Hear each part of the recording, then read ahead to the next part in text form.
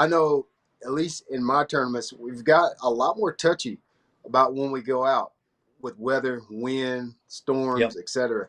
I mean, there was almost nothing that would make a tournament cancel. Now, if it's 20 miles an hour or better, we're going to cancel. If there's a chance of storms later in the afternoon, we're probably going to cancel. Um, how do we teach people with a kayak the right conditions to go out? What's too bad? What would that look like? Because I feel like it might be different than a boater, a Hmm. motor boater per se. Is there situations you look like, nope, I'm not going out today? Yep. Or do you strategically pick where you're going to fish because of the weather now? I have become a weather nerd. It's something I will check every single day. I want to know what the wind's doing, what direction it's coming from. Especially, in Gunnersville, you get those south winds that blow into the current, and you're out on the main lake fishing ledges right now. You can get in a world of hurt in a hurry, even with the most stable kayaks.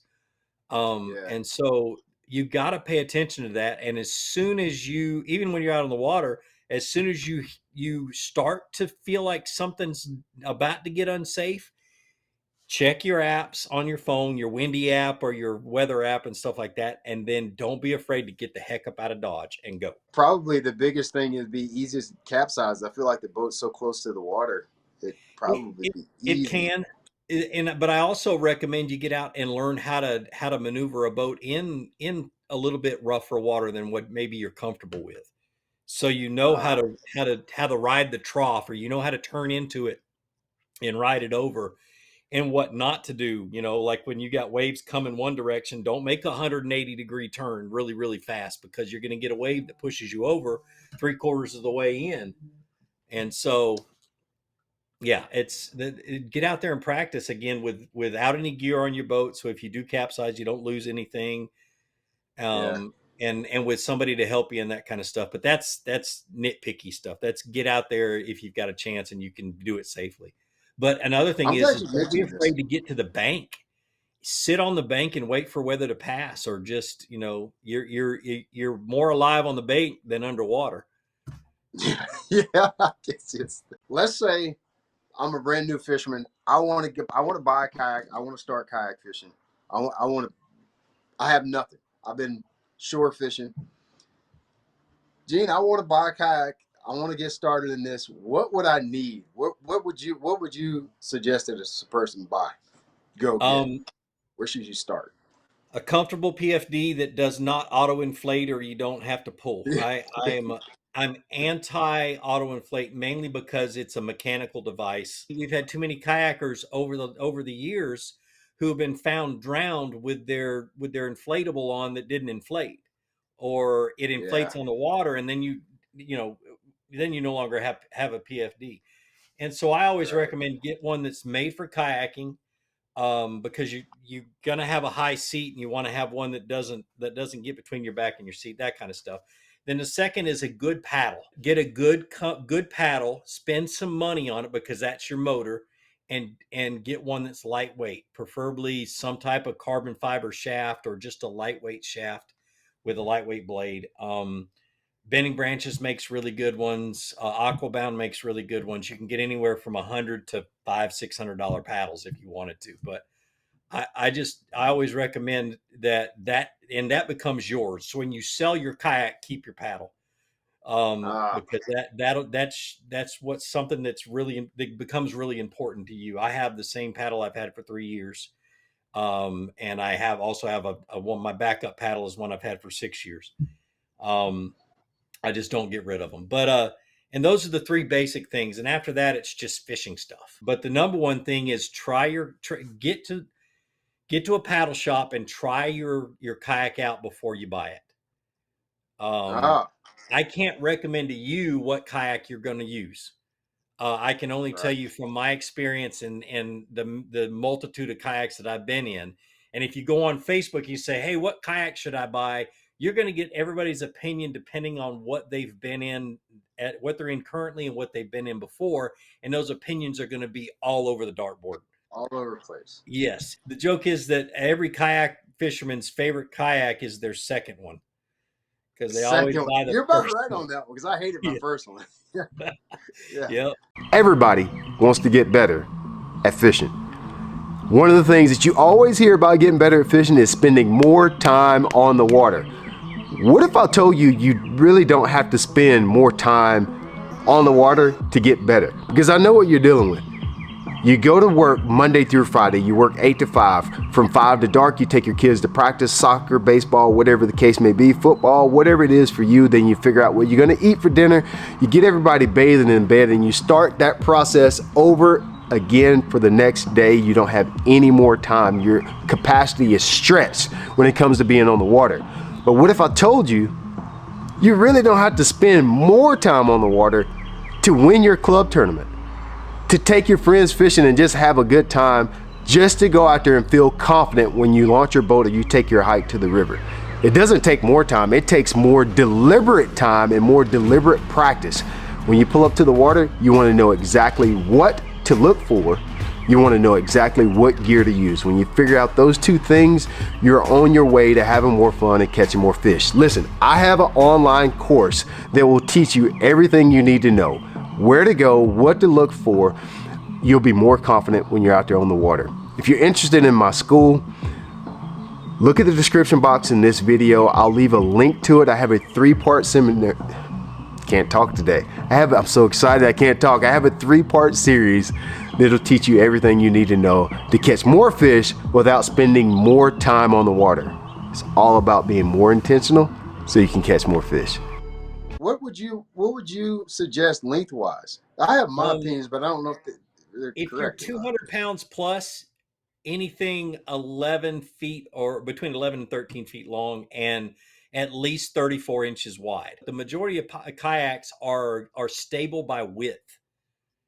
Bona Right. fides are a little bit different. They're stable by design.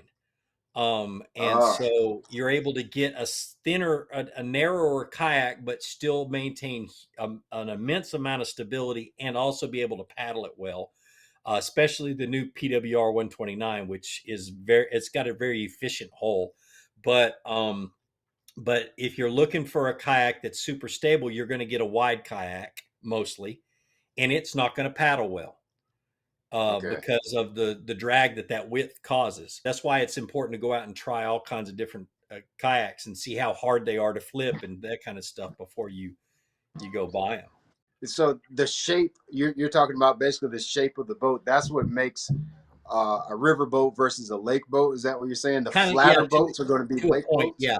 The If you have a front end and a back end that swoop up, it will turn faster and easier. So if you get caught up in Ah, the rapids and you need to make a quick adjustment, you can. I see. Yeah, that was one thing that most of the time it makes sense why I like the boat that I like, because most of the time when I was fishing, when I take a kayak, it's probably going to be in some type of current situation up a creek or river or something like that. Very, very seldom, if ever, almost never, will I take a kayak to, let's just say, Lake Hartwell. I'm not Right. going to do that. So that makes sense because, like, I need the boat to move. When I ask you to go to the left, dang it, I need you to go to the left, Bobby, and I need you to go to the left real fast, because if we don't, my kayak's gonna go down like a crankbait under this shoal right here. So yeah, so I bought my kayak. I've decided, let's just say I'm a lake fisherman. I got a kayak. Off to the races. What do I do next? Whew. I spent 14 days doing a seminar, a safety seminar on up in Indiana at the Yeah. Indiana Sports Show. And the biggest thing I say is if you've got, wait till the water gets warm. A lot of people buy their kayaks in the wintertime, but once the water gets Yeah. warm enough, get your butt out there in open water and get out of your kayak and practice getting back into it. Wow. Um, Jeez, you blew my wig that off with that one because I've never tried that. that skill will save your life. Yes, Being able I to believe open that. water, reentry a kayak, it's hard in a canoe. And so if you can do it in a canoe, you can definitely do it in a sit on top. Anything. You But do it on a piece of log. it, yep. But practice it. I've got a video of when I fell out of a kayak when I hit a cypress knee on Caddo Lake pre-fishing, and I was standing up, and the XI3, the trolling motor hit a cypress knee, and I went over my fish finder and Right. over my camera and went in the water. And I just calmly just made sure everything was right, got around, cleared the deck, got my butt back up in the kayak, and went back to fishing. Right. But if you don't know how to do that and you're in a place where you can't get to the bank and say the water's cold, you're in trouble, Right. Yeah. and we lose people every single year. And yeah, kayak fishing is maybe a little bit more dangerous than bass boat fishing for just that reason, is that you just don't know how to get back up in your boat. What's the gold star standard for when you know you need to get a trailer? You feel like, When it's so heavy that it's a pain in the neck to move around. Mine is is it heavy. I ever won't let not? them weigh it. I will not let them weigh my kayak because I don't want to know how Yeah. much it weighs. I know it's not overweight because the PWR holds so much, and I've recently lost 60 pounds, so I'm 60. I have less My weight on my man. kayak already anyway, Yeah. and so, but yeah, it's that's my deal is that when it's rigged for lake fishing, I use the boat ramp. I drop it into the lake. I treat it just like a bass Yeah. boat, and people, I get that a lot where people say, well, why don't you just get a bass boat? And I've got reasons that I don't that I don't fish out of the bass boat, and I like fishing out of the kayak. Why I put motors on the kayak. I put motors on the kayak because I don't fish for exercise. Right. Right. Yeah. It's it, Yeah. that's not my main Yeah. goal. I fish for fishing. I Yeah. fish Yeah. to You catch fish for fish. fishing. And Yeah. but by adding all that stuff, it gets pretty heavy, and being Yeah. able to. But if I'm going to be dragging through the woods and doing that kind of stuff, I take everything off and I run it light, or I grab the Yeah. RVR, which is a lot lighter, or whatever. With the lens that I see it through, kayaking is absolutely the hardest style of fishing that there is. Anybody that says any different has never been a kayak. Yep. It is very, very hard. It's so many elements that you're trying to manage all at the same time. Um, I think it's hard. I don't think it's easy at all, and I don't think it's the entry level. If you've never been fishing, never been boating, and then you jump in a kayak, jeez, that's a good way to get overwhelmed in my opinion.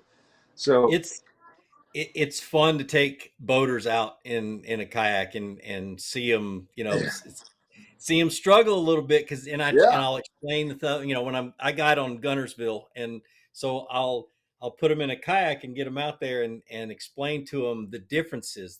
You lose power on a hook set. Your boat yes, positioning is different. You have to worry about what angle you cast off of the kayak because you won't have any power on your offhand side, that kind yeah, of stuff. And so, yes, yeah, there's a lot to it, but it's still the way I explain it to boaters is it's just a different challenge. yeah, yeah, It's not any better, it's not any worse. It's just a different type of challenge. You got to think about a little bit more things in order to get that fish to the boat. So it's a yeah, lot of fun. yeah. Is it you have any kind of advice for us landing fish from the Yeah. kayak? That's not that easy either. I quickly found out, especially if you get a bodacious one. So I'm very well known for my netting, for being able to I can literally have the fish in the air when I reach back to grab my net and have the net under him before he hits the water. So zero point 0.7 Okay. seconds. But that has come with a lot of practice and a lot of adjustment and a lot of being able to put the net in the right place.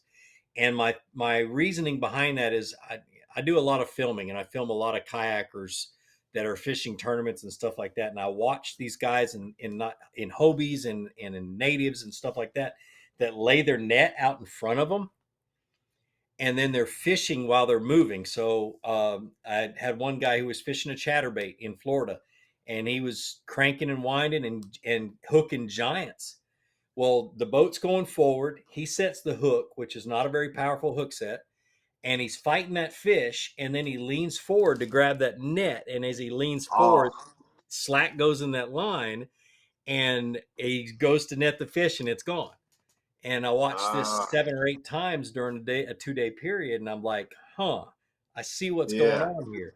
And so my net position is behind my right shoulder, and it's right here. I've got it. Actually, had a Yak Attack designed a rod holder, And if you flip that rod holder upside down, I had because of my suggestions, they designed an angle to be able to hold that leverage landing net always in the same exact spot. It doesn't rotate. It just sits right there exactly where I want it. And I can be, it's basically like a boat flip. I can be dragging that fish up. I reach back, I grab my net, I lean forward. That fish is coming this way. I never lost any tension on that line. And I've got the net under the fish, and I can't count how many times that lure has gone twing straight up in the air, but that fish is already under the net or above the net when that happens.